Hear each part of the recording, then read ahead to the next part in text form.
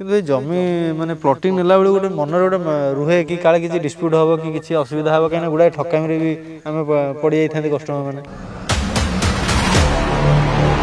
କିଛି ଭାଇ ଠକାମି ନାହିଁ। ଯଦି ଆପଣଙ୍କ ମନ ପସନ୍ଦ ହେଲା ବୁକିଂ କରିକି ରେଜିଷ୍ଟ୍ରି କରିବେ 7 ଦିନ ଭିତରେ ରେଜିଷ୍ଟ୍ରି 10 ଦିନ ଭିତରେ ପଟା ଆପଣ ପାଇବେ ଆପଣଙ୍କ ନାଁରେ। 7 ଦିନ ଭିତରେ ରେଜିଷ୍ଟ୍ରି 10 ଦିନ ଭିତରେ ପଟା ଆପଣ ପାଇବେ ଆପଣଙ୍କ ନାଁରେ। କାରଣ ଆପଣ ମୋତେ ପଚାରିଥିଲେ ଫାଷ୍ଟ ଭିଡ଼ିଓରେ ସେଗୁଡ଼ା ସବୁ ଲୋକ ଦେଖିକି ଆସିକି ଇନକ୍ୱାରି କରିକି କିଣିଛନ୍ତି ଜମି। ଆଚ୍ଛା ଆଜ୍ଞା ଲୋକମାନେ ବି ଏଥର ସଚେତନ ହେଲେଣି ନାଇଁ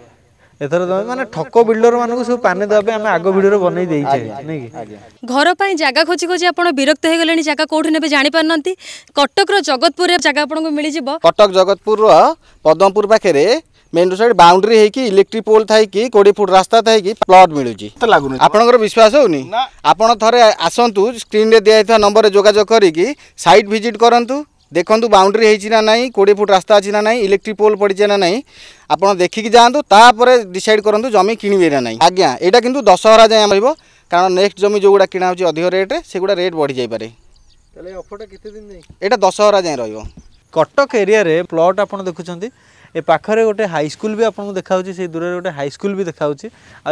जदि आप एपट साइड देखिए गोटे पद्मपुर हॉस्पिटल अच्छी तेज जो प्लॉटा आम देखिले या विषय अधिक जाना भाई नमस्कार पपुलर नमस्कार जय जगन्नाथ।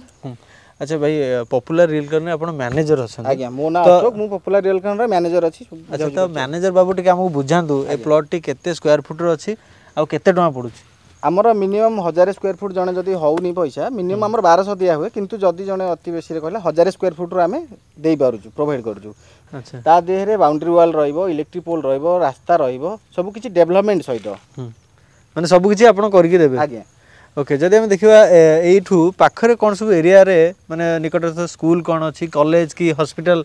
की हाइलाइटेड एरिया कोन अछि। एटा हमर कटक जगतपुर टुवर्ड सालेपुर केन्द्रापड़ा रोड रे गले पद्मपुर मेडिकल गोटे अछि प्राथमिक स्वास्थ्य केन्द्र पद्मपुर सेठू जस्ट 1 किलोमीटर पद्मपुर मेडिकल एठू 1 किलोमीटर एठू हाफ किलोमीटर रहिबो अनादि हाई स्कूल मध्य कच्छ आउ हाफ किलोमीटर रहिबो अनादि यूपी स्कूल आ गोटे सेंट जावियर स्कूल भी जावियर स्कूल भी पाखरे अछि। अच्छा कोडी एठू केते बाटा सेटा आमे जोडा रास्ता देई के आसीले एठू हाट टू 700 मीटर हबो। अच्छा जदि भाई एनएच टू 1 किलोमीटर देखिबा ताले एनएच टू एटा केते किलोमीटर हमरो जोडा कटक चांदवाली एसएच अछि सेइथरु 1 किलोमीटर एटा